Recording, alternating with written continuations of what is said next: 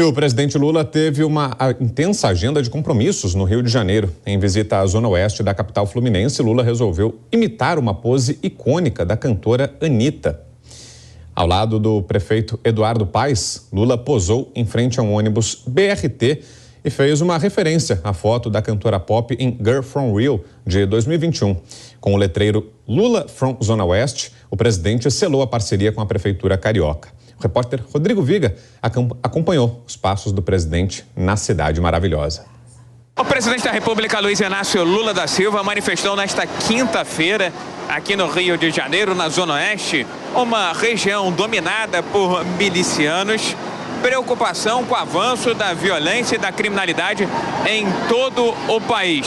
Segundo ele, o governo federal, através de seus braços, até mesmo da Polícia Federal, precisa ajudar os estados no combate à violência e à criminalidade.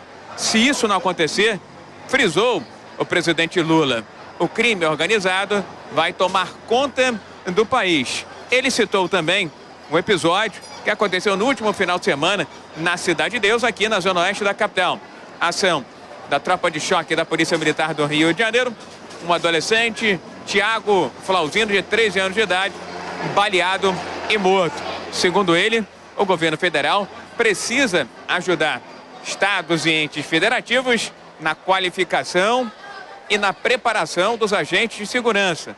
Nesse caso da Cidade de Deus, nitidamente, segundo Lula, o agente demonstrou total despreparo. Nunca acontece o que aconteceu com um menino de 16 anos, que foi assassinado por um policial despreparado. Lula veio até o Rio de Janeiro nesta quinta-feira para uma série de compromissos. Aqui na Zona Oeste, participou da cerimônia de assinatura de um acordo envolvendo BNDES e Ministério das Cidades para financiar BRT, obras de infraestrutura e viárias aqui no Rio de Janeiro, para melhorar o transporte dos moradores da Zona Oeste da capital.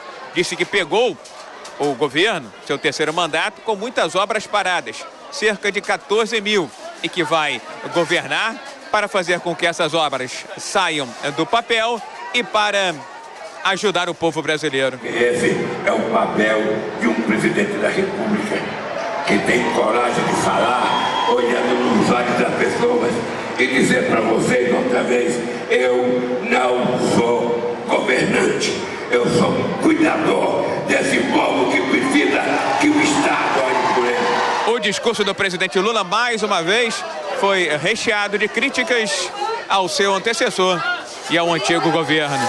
Do Rio, Rodrigo Viga. E também durante essa visita de Lula ao Rio hoje, o ministro de Portos e Aeroportos, Márcio França, assinou a portaria que garante a migração dos voos do Santos Dumont para o Galeão. A partir de janeiro de 2024, o Santos Dumont só terá voos para Congonhas e Vitória e, ao menos inicialmente, não mais para Brasília, como havia sido anunciado. Cristiano Vilela, qual o balanço, Vilela, dessa passagem de Lula pelo Rio de Janeiro? O presidente falou bastante sobre a questão da segurança pública, né? Estava num estado onde o debate sobre a segurança pública, sobre a violência ainda mais candente, né? O Rio de Janeiro. E aí o presidente deu uma declaração dura falando sobre isso, disse que as polícias precisam saber diferenciar o pobre do bandido. Será que está no caminho correto o presidente nesse debate sobre a segurança, Vilela? Pois é, o presidente, ele acabou aproveitando aquele espírito de palanque que ele gosta tanto, fazendo um discurso emotivo, emocionado, e ele deu uma estocada muito significativa no governador Cláudio Castro.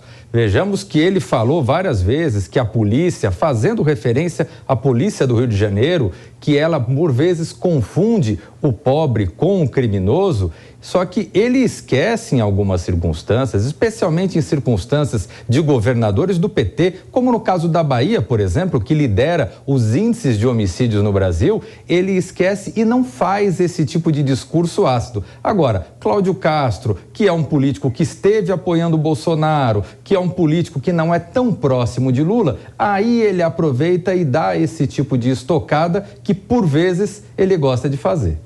E você acha, de fato, Dora, concorda com isso que mencionou agora o Vilela, sobre a presença de Lula num eterno palanque? Ainda é um tom muito eleitoreiro, muito belicoso esse do presidente. A todo momento há a sensação de que ele tenta manter acesa essa polarização com Jair Bolsonaro, Dora? Completamente. É um palanque que vai continuar assim até o final. Olha, gente, foi assim no primeiro governo, foi assim no segundo governo. Não seria diferente. Não sei quem é que estava esperando que fosse diferente desse governo. Me chamou a atenção. A promessa era, né, Dora, de um governo de pacificação. Né? Pelo menos no discurso, quem vendeu foi o próprio presidente. O que se diz na campanha não se escreve no governo necessariamente, né? Agora, me chamou a atenção porque os assessores ali, o entorno e mesmo aliados políticos sempre já aconselharam, falaram, presidente, para de falar em Bolsonaro, fica dando palco para Bolsonaro, o que é isso? E aí, eu estava vendo essa hora, ele não resistiu. Ele disse simplesmente o seguinte, foi um super palanque, porque ele disse o seguinte,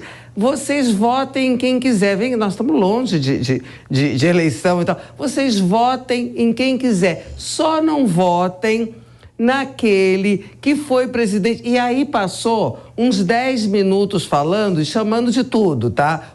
Só não chamou de bonitinho, chamou de tudo, não citou o nome do ex-presidente, mas ficou nessa mesma toada. E me chamou a atenção ali, abraços, atrás dele o prefeito Eduardo Paes, tem aí uma disputa interessante do PT, porque o PT, todo mundo quer ser vice do Eduardo Paes, que vai à reeleição, mas todo mundo já sabe que o Eduardo Paes vai sair para o governo do estado em 26. Então, todo mundo quer ser vice, já tem uma divisão no PT do Rio de Janeiro, Lindbergh Farias de um lado, o Quaquá do outro e o André Siciliano, que é um terceiro, também do outro. Se dividem, tem 3 correntes ali correndo para ocupar a vice do Eduardo Paes, que vai, então, nesse caso, ficar aliado de quem ele estava hoje atrás, ali batendo palma, o presidente Lula.